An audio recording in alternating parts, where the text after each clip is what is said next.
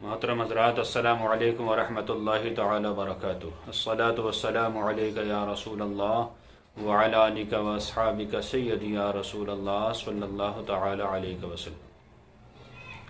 سوال آیا ہے کہ حضرت کیا حضور صلی اللہ تعالی علیہ وسلم کی کوئی ایسی حدیث شریف ہے جس میں حضور صلی اللہ تعالی علیہ وسلم نے کہا ہو کہ میری قبر کو عید نہ بناؤ اور اپنے گھروں کو قبرستان نہ بناؤ؟ دیکھیے حضرات، بالکل صحیح آپ نے کہا، اس طرح کی حدیث شریف موجود ہے۔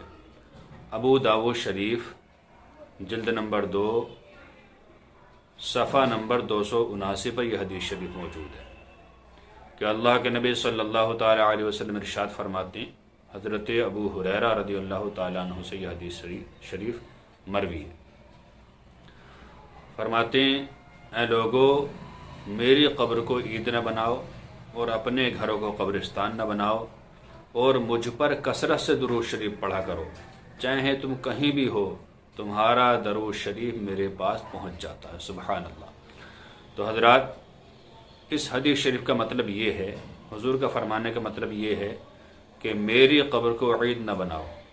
اس کی دو بات مقصد ہو سکتی ہیں۔ نمبر 1، جس طرح عید کا تہوار سال میں 2 مرتبہ آتا ہے صرف، اسی طرح میری حاضری کو صرف 1-2 مرتبہ مت آنا، بلکہ پورا سال جب بھی تمہیں موقع ملتا رہے فوراً میری قبر انور پر آتے رہنا۔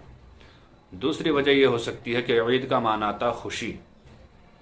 جس طرح عیدگاہ میں جانے کے بعد میں خوش ہوتے ہیں، کھیل تماشے اس دور میں ہوتے تھے، ہو سکتا ہے یہ مطلب ہو کہ میری قبر پر آؤ تو خوشی خوشی نہ آؤ اور یہاں کھیل تماشے نہ کرو، بلکہ ادب و احترام سے آؤ، پیار و محبت سے آؤ، صلاۃ و سلام پڑھو، جو دعا مانگنی ہے دعائیں مانگو میرا وسیلہ لے کے، انشاءاللہ جو تم مانگو گے میں خدا سے وہ دلاؤں گا۔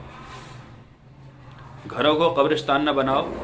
جس طرح قبرستان میں سوم سام رہتی ہے، خاموشی رہتی ہے، اسی طرح اپنے گھروں کو خاموشی قبرستان کی طرح مت بناؤ، بلکہ فرائض مسجد میں ادا کرو اور نوافل اور سنن وغیرہ گھر میں ادا کیا کرو، اور تلاوت کرتے رہا کرو۔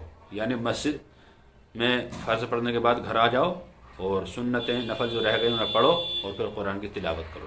قبرستان میں جیسے خاموشی چھائی رہتی ہے، اسی طرح اپنے گھروں کو بھی خاموشی